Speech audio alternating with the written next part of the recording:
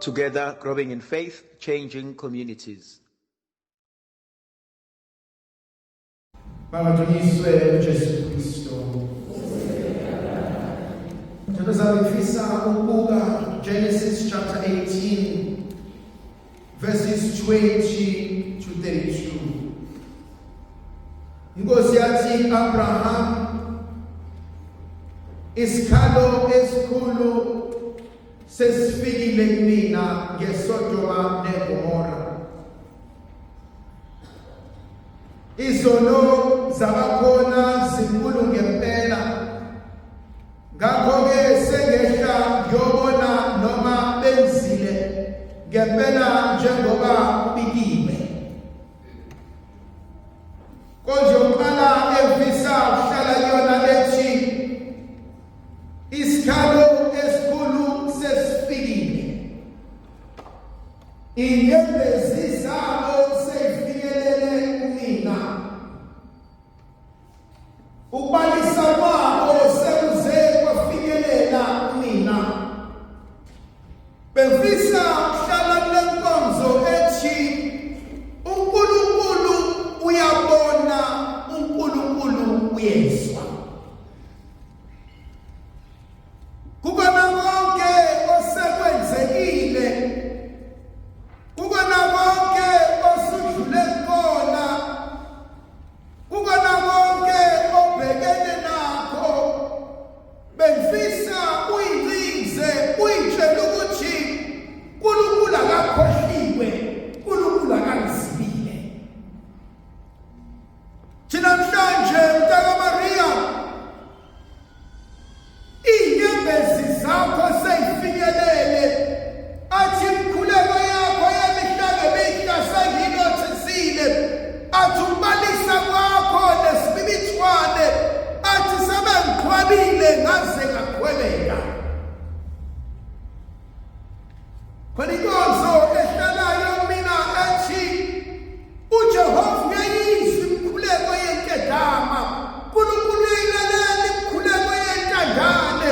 uNkulunkulu akawuzimi umkhuleko wenyembezi.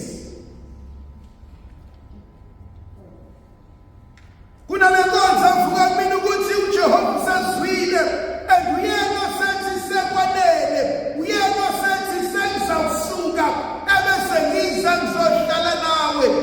Kuyavuka kumina inkonzo kaNkulunkulu ethi akungidedele ngihlale nawe phansi, akungidedele sixoxisane, akungidedele sibonisane kahle kahle sekwenzakalayo. Yavuka kumina le nkonzo ezithandwa zami. Lucas chapter 24, Jesu uhlangana namadoda eMausi. Athi behlangana nawo lamadoda, athi indaba zine nixoxayo. Avuka kumina ukuthi uNkulunkulu ungene empilweni zethu namhlanje ebese kuza ukuthi ntoni lena oyidiscussayo enhlizweni yakho, ntoni lena edala ukuthi ube nenyembezi, intoni lena ekhathazayo, intoni lena edala ngelikhona ukuzwana, intoni lena edala kube khona umsindo ongaka. Lithi izwi likaNkulunkulu endleleni babexoxela. Khona le nkonzo uNkulunkulu asibiza kuyona, inkonzo ukuthi ake sihlaleni phansi sixoxisane, ake sihlaleni phansi sibonisane, ake sihlaleni phansi silalele ukuthi sekwenzakalani empilweni yakho. Ngingakusiza kephi, ngingakusiza ngani, yini odinga ukuba ngikulungisele yona ngalesi sikhathi samanje. Izwi likaNkulunkulu athi inyembezi zabo seyifikile kumina.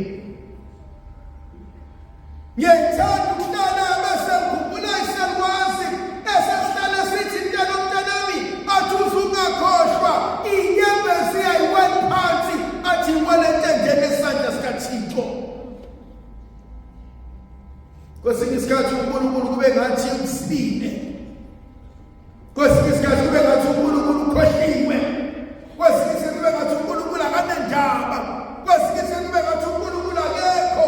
Kanti ukhuleko wethu akawuzela kolani, athi umgcina ungumlondi wesizwe sakhe. Njalo ngelinye u-Eliya uma ebhekana nabaprofethi bakaBhali athi mmemezele uNkulunkulu wenu ngenze ngithulele. Athi sikeni ngenze kufuna igazi. Athi abantu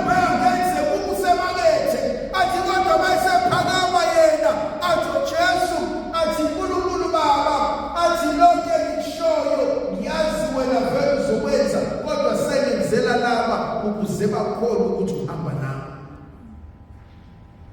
Konje oqala engihlala kuyona uNkulunkulu uyezwa, uNkulunkulu uyabona. Konje sibile ufuna ukuhlala kuyona inkonzo yokuthi samfikile ukukhala kwabo. Ngiyamsaba mina umuntu ohleze ehlukumeza omunye umuntu. Ngiyamsaba mina umuntu ohleze ekhalisa omunye umuntu. Ngiyamsaba mina umuntu ohleze ebulisha abanye abantu. Yazi mathiwa uya boarding school, ave bulishani ngane boarding school.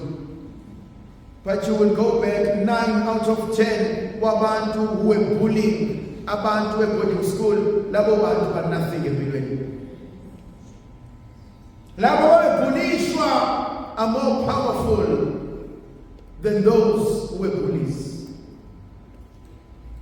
Kodwa bese kuhlala mina lenkonzo yokuthi lo muntu omhlukumezayo, lo muntu omkhalisayo, lo muntu ohlezi ubukanisa nabantu ngelinye ilanga ukhona oyomkhulumela. Ngelinye ilanga uNkulunkulu uyosekwanele. Ngelinye ilanga uNkulunkulu uyothi kade wawuthanda ubukwa nobukisa ngaye.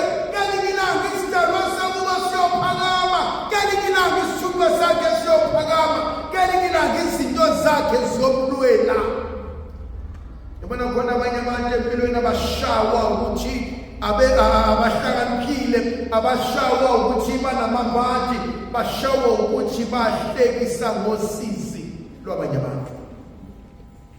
Ikhwaliso khona omunye umuntu esengena emphandweni wengonyama, esengena entweni abingamlimaza, kodwa ngenxa yokuhlonipha kwakhe, ngenxa yothando lwakhe, ngenxa yobumsulwa bakhe, ebese kusuka yedwa athi miyekeni usibanibani ngiyamazi. Khona inkonzo evukayo kumina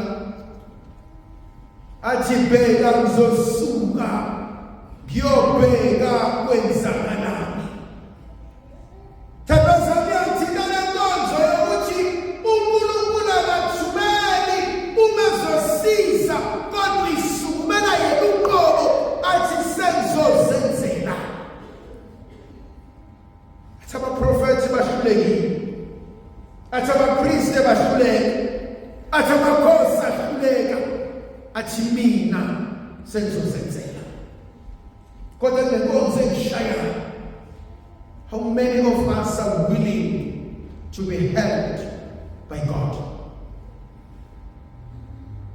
Bangaka bayimisela ukuthi hamba nami Nkosi, bangaka bayimisela ukuthi hlala nami Nkosi ngibangula ameva, bangaka bayimisela ukuthi hlala nami Nkosi ake siwaqaqe lamabhandishi khona sobona ukuthi kwenzakalani. Lingiphuzu elengithintayo inkonzo eyenziwa uAbraham. Thizwe kaNkulunkulu uJehova usekubonile ukugcola konke okwenziwa abantu baseSodom naseGomora, kodwa uAbraham lokhu esuka njalo njengekhehla elijale elingukuseni, njengekhehla elijale elibakhulekelayo, njengekhehla elijale elithi Nkosi qaba nami. Avuka kumina lenkonzo ukuthi unalo lweni ikhehla noma isakwazi esikwazi ukunxusela phambi kwesihlalo sobukhosi. Naye umuntu umizulu sakhipha ijudgment yokuthi usibanibani namhlanje ngiyaqeda ngaye, ukhona nosukumayo. Athi Nkosi ngiyamcelela usibanibani ngiyamazi. Athi Nkosi ngiyamcelela usibanibani usakhulisa abantwana. Nkosi ngiyamcelela usibanibani uzangakhela umuzi. Nkosi ngiyamcelela usibanibani safundisa ingane. Nkosi ngiyamcelela usibanibani kunezinto akaqedi. Khona lokwazi ukusukumela amazulu when they've made the judgment ukuthi bayaqeda ngawe. Khona lokwazi ukuphakama athi not today, athi hayi Nkosi ngiyamcelela ukunikeza isikhathi.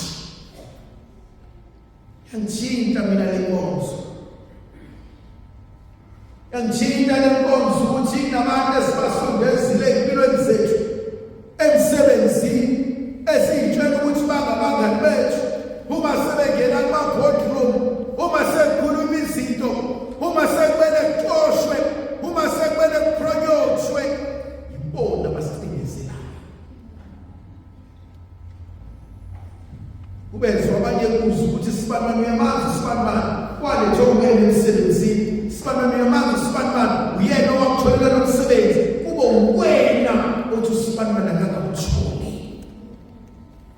Kakade isiZulu sithi umlungisi uthelisila, athi sikhulisa uya ngokweseli. Shabalula umuntu enguyena uma manitshuma noma ngiphamise ngiyasizana ukuphakame noma ngihlezi ngimisane nempumelelo yakho. Khona lenkonzo obhala kahle athi owesifazane uma seyicindezela ingane yakhe yafa ushintshanisa ngengane ebese bephaphama ekuseni bese bephikisana ngabantwana maqedane baye enkosini uSolomon. Ithi izwi kaNkulunkulu ngokuphikisana kwabo uSolomon wathatha isinkemba wathi masiyidabule phakathi ingane. Umnikazi wengane wakhala wathi ngcono umniki iphila, owangesiyo wengane wathi ngcono uyibulale. Kunohlobo olubili lapho. Khona omunye umuntu akanendawo ukuthi akatholi ini yena, unendawo ukuthi wena utholi lutho. Let me say that again. They have nothing to lose. They don't care about getting anything. They care about you not getting it. Angejabu ukuthi ngithole lutho, vele sengamkelile ukuthi angizothola lutho, kodwa naye angifuna thole, naye angifuna zakhiya lethole, naye angifuni abone lento etholwa abanye. Hlobo labantu abasempilweni yethu, Ndlovukazi yethu layibenathi sibusisi, bayizekele isithakisele sinika amandla nomusa, uyise nendodana nomoya ogcwele.